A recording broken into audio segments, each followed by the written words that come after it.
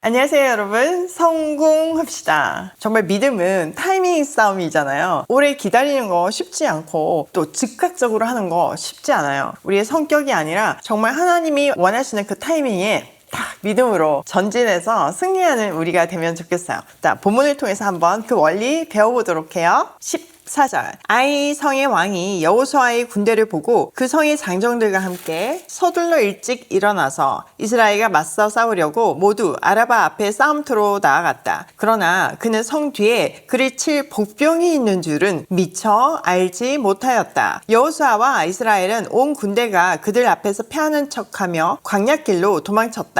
그러자 성 안에 있는 모든 백성이 동원되어 그들을 따라잡으려고 여호수아의 뒤를 쫓았다. 그들은 성으로부터 멀리 떨어졌다. 아이성과 베델에는 이스라엘 군대를 추격하지 않고 남아있는 사람이 하나도 없었다. 그들은 성문을 열어둔 채 이스라엘 군대를 추격하였다. 자, 아이성 왕이요, 아침 보니까 이스라엘 군대가 막 와 있는 거예요. 그래서 서둘러서 성문을 열고 출격해요. 왜냐면 자신만만하니까요.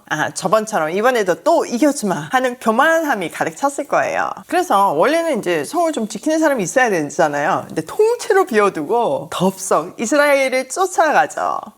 교만은 패망의 선봉이라는 잠언 말씀이 떠오르지 않나요? 아이성과 가까운 베델 사람까지 모두 성을 완전히 비우고 쫓아봤을 정도로 적은 정말 하나님의 지혜에 완전 그 함정에 쉽게 빠졌어요. 이 장면은 우리에게 영적으로 깨어있지 못하면 또 교만하면 시험에 쉽게 걸려들 수 있다는 것을 너무 적나라하게 보여주고 있어요. 아이성 사람들의 방심과 교만은 함정이 되었고 그것이 그들을 피망의 길로 이끌죠. 또 중요한 거는 그들 안에는 하나님이 없다는 거예요. 결국 하나님 없이 잘난 체 하면 눈앞에 너무나 뻔한 함정도 못하고 빠지게 된다는 것을 배울 수 있어요. 자, 18절, 주님께서 여호수아에게 말씀하셨다. 내가 쥐고 있는 단창을 들어 아이성 쪽을 가리켜라. 내가 그 성을 내 손에 넘겨준다. 여호수아는 들고 있던 단창을 들어 아이성 쪽을 가리켰다. 그가 손을 쳐든 순간 복병이 잠복하고 있던 그곳에서 재빨리 일어나서 돌진하여 들어가 성을 점령하고 순식간에 그 성에 불을 놓았다. 아이성 사람들이 뒤를 돌아보니 연기가 그 성에서 하늘로 치솟고 있었다. 그들은 어느 곳으로도 도망할 수 없게 되었다. 강야로 도망하는 척하던 이스라엘 군대는 뒤쫓던 사람들에게로 돌아섰다. 여호수아와 온 이스라엘 사람은 복병이 그 성을 점령하고 연기가 그 성에서 치솟는 것을 보고는 돌이켜서 아이성의 사람들을 무찔렀다. 복병들도 아이성의 사람들과 맞서려고 성 안에서 나왔다. 이제 아이성 사람들은 앞뒤에 있는 이스라엘 사람들의 가운데 놓이게 되었다. 이스라엘 사람들은 그들을 쳐 죽였으며 그들 가운데서 살아남거나 도망한 사람이 없었다. 그러나 이스라엘 사람들은 아이성의 왕만은 사로잡아 여호수아에게로 끌고 왔다. 자, 적들이 막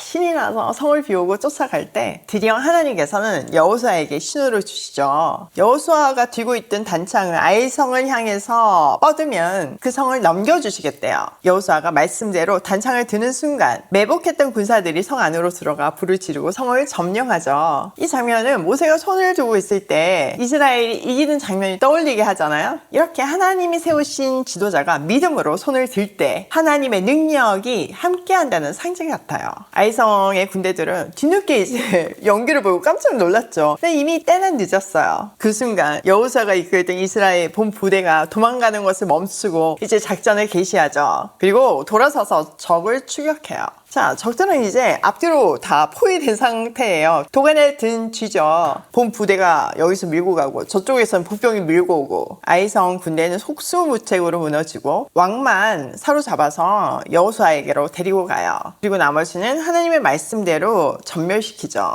이 대승리의 현장은 하나님이 약속하신 그대로 이루어졌다는 것을 보여줘요. 하나님의 말씀이 한치도 흐트름 없이 그대로 적용이 되었잖아요. 이렇게 결정적인 승리는 항상 하나님께 속한 거예요. 고린도 후서 10장 14절에 보면 우리가 싸우는 무기는 하나님께 속한 능력이라는 말처럼 내 힘으로 싸우는 것이 아니라 하나님한테 속해 있을 때 하나님의 능력이 승리를 이끈다는 뜻이죠. 이렇게 여호수아의 단창은요, 단순한 무기가 아니라 하나님의 함께 하심의 표식이 되었고 그 덕분에 이스라엘은 완전한 승리를 거뒀어요. 결정적인 순간에 하나님의 인도하심에 민감하게 순종할 때 승리는 오로지 하나님의 능력 능력으로 우리에게 주어져요. 자, 24절. 이스라엘 사람은 광야 벌판에서 자기들을 뒤쫓던 모든 아이성 주민을 다 죽였다. 그들이 모두 칼날에 쓰러지자 온 이스라엘 군대는 아이성으로 돌아와서 성에 남은 사람을 칼로 죽였다. 그날 아이성 사람 남녀 12,000명을 모두 쓰러뜨렸다. 여호수아는 아이성의 모든 주민을 전멸시켜서 희생 제물로 바칠 때까지 단창을 치켜든 그의 손을 내리지 않았다. 오직 가축과 그의 성의 전리품은 주님께서 여호수아에게 명하신 말씀대로 이스라엘이 차지하였다. 자, 매복과 추격으로 아이성의 모든 군사는 전멸되었어요. 성 안에 남은 사람들도 모두 전멸하죠. 하나님의 말씀에 철저히 순종한 거예요. 그리고 하나님께서 허락하신 대로 가축과 노획물은 이스라엘 백성이 차지하였어요. 자, 이 장면은 앞선 여리고성과 극명하게 대조를 이루죠. 여리고에서는 노획물을 탐한 아간의 죄 때문에 공동체 전체가 고통을 겪지만 이번에는 모두가 하나님 말씀대로 행동했기 때문에 마음껏 전리품을 누리는 축복을 누리게 됐어요. 여기서 우리가 배울 수 있는 것은 먼저 하나님께 순종하면 모든 필요를 채우신다는 원리예요. 그리고 나의 순종이 공동체의 축복이 될 수 있다는 원리예요.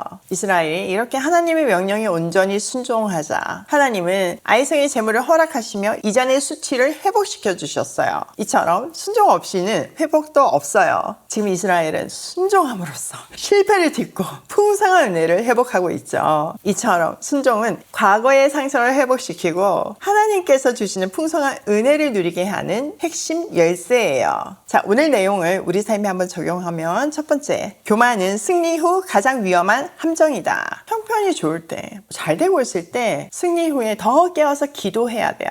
그리고 겸손해야 돼요. 사실 사람은 그렇게 하기 어려워요. 다 내가 한 것 같거든요. 그런데 내 인생의 주인이 하나님이심을 고백할 때 우리는 감사하고 겸손할 수 있어요. 또 하나님 없이 났을 때 눈앞에 함정도 보지 못하고 멸망에 빠지게 돼요. 교만은 그 함정을 더 못 보게 하는 가림막이 되죠.